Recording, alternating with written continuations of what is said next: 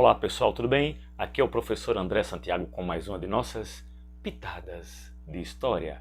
E no episódio de hoje, mulheres extraordinárias. Sim, mulheres que fizeram a diferença em toda a história do Brasil. Mas antes, se inscreva no canal, ative o sininho, deixe seu like.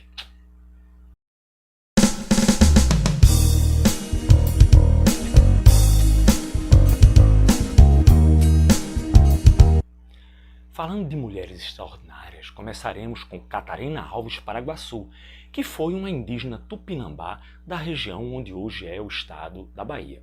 Sabemos pouco desse personagem e o pouco que sabemos baseia-se nos escritos de Gabriel Soares de Souza, que foi senhor de engenho da Bahia lá pelos anos de 1569.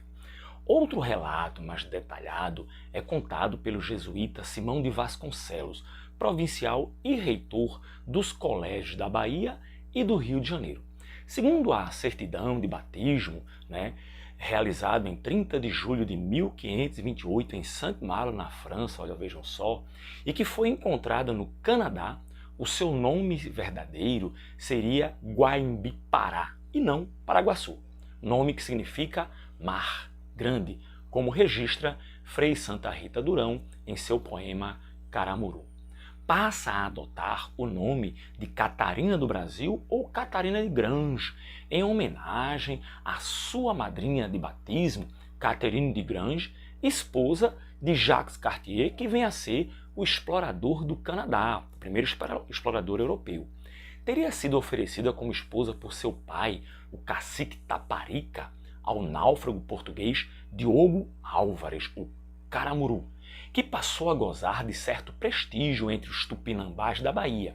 Disse que ele só escapou de ser morto pelos indígenas, porque disparou uma arma e matou uma ave. Os índios, que não conheciam a pólvora, se surpreenderam com aquela situação, com a explosão, e passaram a chamá-lo de Caramuru, ou Filho do Fogo. Caramuru e Paraguaçu formaram aquilo que se convencionou chamar de a primeira família católica do Brasil. Desta maneira, as filhas puderam ser batizadas e, portanto, registradas. Uma imagem de Catarina de Paraguaçu se encontra aos pés do Caboclo 2 de Julho, monumento localizado na Praça do Campo Grande, no centro de Salvador, na Bahia, que é considerado um dos símbolos mais importantes da independência do Brasil nesse estado. Segundo uma lenda, Catarina teria tido sonhos frequentes com náufragos, sofrendo com fome e frio, entre eles uma mulher com uma criança nos braços. Confiando no caráter místico dos sonhos da esposa, Caramuru teria mandado que procurassem pela orla até que foram encontrados vários náufragos, coisa muito comum na época, mas entre eles não havia nenhuma mulher. Catarina continuou sonhando, sonhou novamente com a mesma mulher, e ela teria lhe pedido que construísse uma casa para ela na sua aldeia.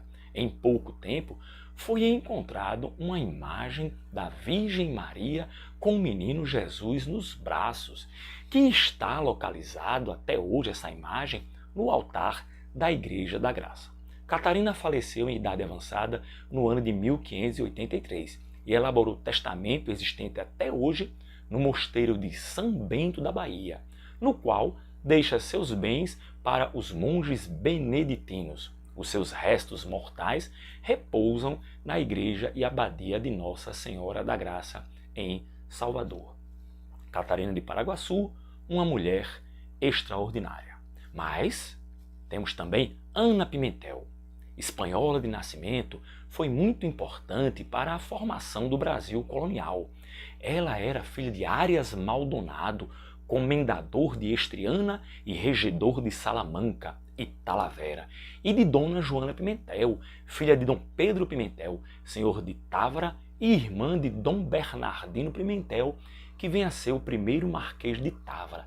Era também dama de companhia da rainha Dona Catarina. Pertencia, portanto, à alta aristocracia. Era esposa de Martim Afonso de Souza, que vem a ser o primeiro donatário da capitania de São Vicente no Brasil e governador da Índia Portuguesa. Ana recebeu do marido a incumbência de administrar a capitania de São Vicente no dia 3 de março de 1534, quando este partiu para a Índia para assumir o governo. Foi ela que, em 1534, providenciou para que se introduzisse a criação de gado na capitania de São Vicente, que, como você vê no mapa, representa boa parte do que hoje é o estado de São Paulo.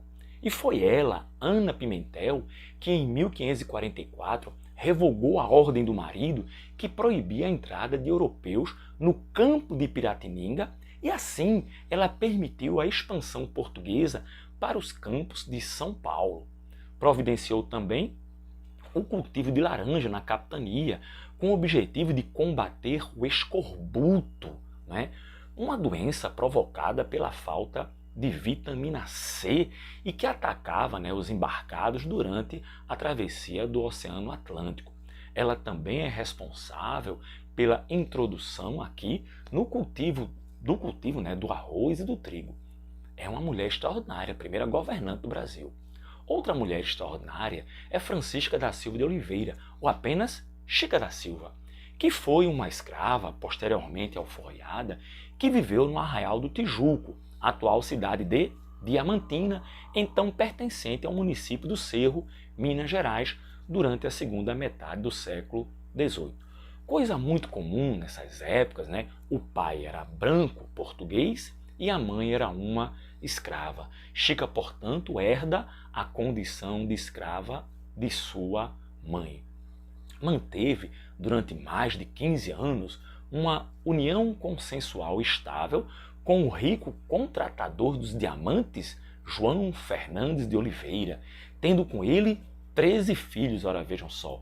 Relacionamento que dura até 1770, quando João Fernandes precisou retornar a Portugal para receber os bens deixados em testamento pelo seu pai. Ao partir, ele levou consigo os seus 4 filhos homens. Em Portugal, os filhos homens de Chica da Silva receberam educação superior, ocuparam postos importantes na administração do reino de Portugal e até receberam títulos de nobreza.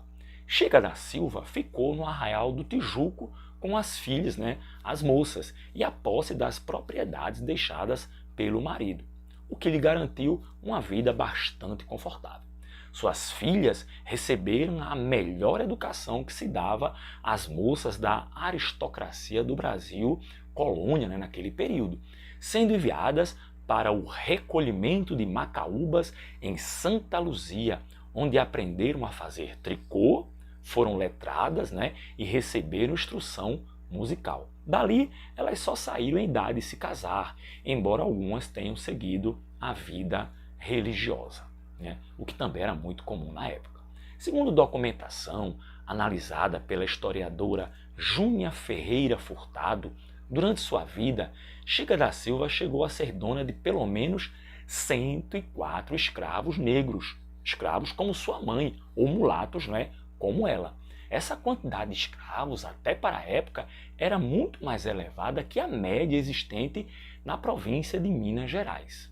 Chica da Silva vivia basicamente da exploração econômica de seus escravos, que eram alugados e empregados nas minas, além de várias outras que trabalhavam na pecuária, na agricultura, ou eram escravos de ganho, fazendo diversas atividades. Não existe aí nenhuma evidência documental de que Chica tenha concedido liberdade a seus escravos, a não ser para algumas escravas domésticas, que com ela viviam lá dentro de casa e gozavam da intimidade dela no lar. O fato de uma escrava alforriada ter atingido posição de destaque na sociedade local durante o apogeu da exploração de diamantes nas Minas Gerais, sob domínio português, deu origem a diversos mitos, principalmente por conta das novelas que nós vemos por aí, como uma depravação e hipersexualização da personagem, que levantaram imagens e atos que não têm relação nenhuma com a realidade do século XVIII. Chica da Silva é uma mulher extraordinária. Mas uma outra mulher extraordinária, já do Brasil independente, é Maria Quitéria de Jesus, que foi a primeira mulher a fazer parte do Exército Brasileiro, considerada heroína de nossa independência.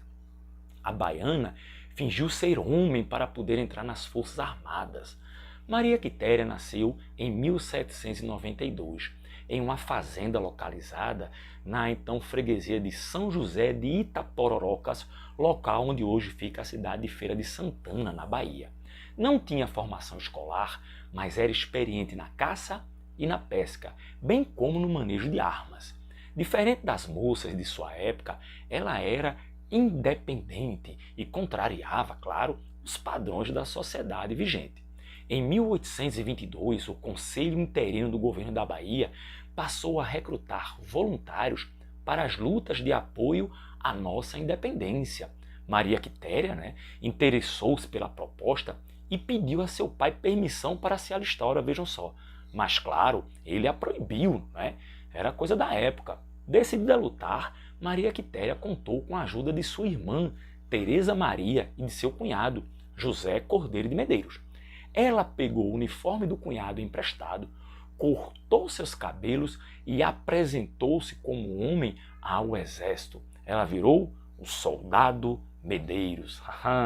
Quitéria juntou-se ao batalhão Voluntários do Príncipe Dom Pedro, que também era conhecido como o Batalhão dos Periquitos. O pai de Maria Quitéria, quando soube, ficou muito invocado e procurou o batalhão e contou que ela era mulher. Porém, como ela já era reconhecida por seus esforços, disciplina, facilidade com o manejo das armas, o Major Silva Castro, comandante do batalhão, não permitiu que ela fosse desligada do exército. Situação inusitada para a época.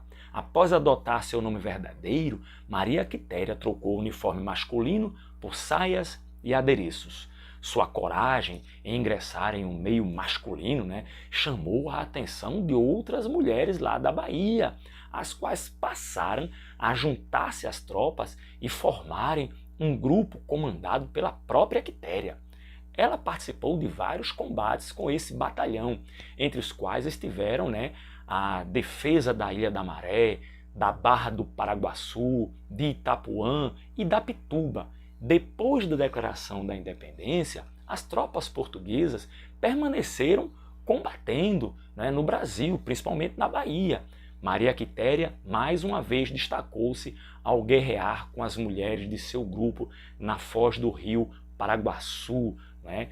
Com a derrota das tropas portuguesas em julho de 1823, Maria Quitéria foi promovida a cadete, equivalente a segundo-tenente, e reconhecida como heroína da independência. Dom Pedro I, agora imperador, deu a ela o título de Cavaleiro da Ordem Imperial do Cruzeiro. Após o fim das guerras, Maria Quitéria decidiu retornar à região onde morava. Dom Pedro I escreveu uma carta ao pai dela, reconhecendo a importância, o valor dela na luta pela independência para o Brasil e pedindo que ela fosse perdoada por fugir de casa. Foi em Salvador que Maria Quitéria faleceu em 21 de agosto de 1853, no anonimato, numa vida calma. Ela foi sepultada na Igreja Matriz do Santíssimo Sacramento, no bairro de Nazaré, na capital baiana. Tornou-se símbolo da emancipação feminina e exemplo para as mulheres de todo o país e de todas as épocas. A heroína da independência foi condecorada como patrona do quadro complementar de oficiais do Exército Brasileiro. Em 1953, no aniversário de 100 anos de sua morte, o governo brasileiro decretou que seu retrato estivesse presente em todas as repartições e unidades do Exército Brasileiro. Desde 2018, com merecimento, ela integra o livro dos heróis e heroínas da pátria brasileira.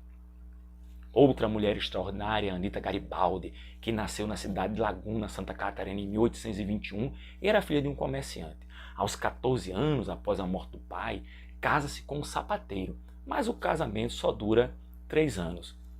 O marido iria se alistar nas tropas imperiais de Dom Pedro II, enquanto a família de Anita apoiava os farroupilhas ou farrapos do Rio Grande do Sul, que desejavam separar-se do Império do Brasil. Aos 18 anos, conhece o guerrilheiro italiano Giuseppe Garibaldi, o herói de 2 mundos, e por ele abandonaria o marido. Anita não aceitava ser submetida às normas, né, que a sociedade da época impunha às mulheres. Quanto a Giuseppe Garibaldi, ele veio para a América por conta do seu envolvimento com as lutas pela unificação italiana, que era toda dividida e dominada pela Áustria principalmente, e havia sido condenado à morte por conspiração pelo reino da Sardenha na atual Itália. No tempo em que Laguna se transformou em sede do governo da República Juliana, né, que tomou Santa Catarina, rebelde contra o governo imperial, Anita aprendeu a manusear espadas e armas de fogo. Em pouco tempo, a paixão dela pelo Giuseppe Garibaldi e os riscos da guerra se tornaram situações bem comuns em sua rotina.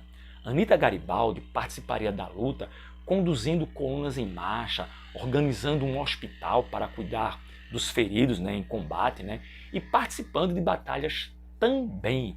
Quando os farrapos foram derrotados em Santa Catarina, o casal, Anita e Giuseppe, decidiram ir para o Uruguai, né, o único país da época que aceitava o divórcio, onde eles poderiam casar oficialmente, né, e que havia reconhecido durante as guerras a República Rio-Grandense como independente. Eles se casam em 1842 e têm 3 filhos lá no Uruguai. Eles viveriam na capital uruguaia de 1841 a 1848. Garibaldi assume a chefia da Legião Italiana, formada por compatriotas exilados, que era uma tropa de 1000 homens que participariam das guerras da unificação italiana. Nesse novo conflito, o casal, comandando 4.000 homens, né, enfrentaram forças francesas e austríacas que se opunham a essa unificação. A essa altura, já esgotada pela 5ª gravidez, a valente revolucionária ficou abatida ao enfrentar uma grave crise de febre tifoide.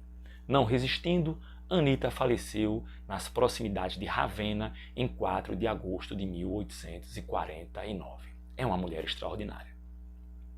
Outra mulher extraordinária é Maria Tomásia Figueira de Lima, filha de uma tradicional família de Sobral, no Ceará. Maria Tomásia foi para Fortaleza depois de se casar com o abolicionista Francisco de Paula de Oliveira Lima. Na capital, tornou-se uma das principais articuladoras do movimento que levou o Estado do Ceará, né, a decretar a libertação dos escravos 4 anos antes da Lei Áurea. Segundo o Dicionário de Mulheres do Brasil, ela foi cofundadora e a primeira presidente da Sociedade das Cearenses Libertadoras, que em 1882 reunia 22 mulheres de famílias influentes, né, na região e que faziam campanha a favor do fim da escravidão. Ao fim de sua primeira reunião, elas mesmas assinaram 12 cartas de alforria, né, libertando escravos, e em seguida conseguiram que senhores de engenho assinassem mais 72 cartas de libertação. As mulheres conseguiram inclusive o apoio financeiro do próprio imperador Dom Pedro II para a iniciativa. Juntamente com outras sociedades abolicionistas da época, elas organizaram reuniões abertas com a população local, né, que promoviam a libertação de escravos em municípios de todo o interior do Ceará. E também publicavam textos nos jornais pedindo a abolição, né? Era esse o grande objetivo dela.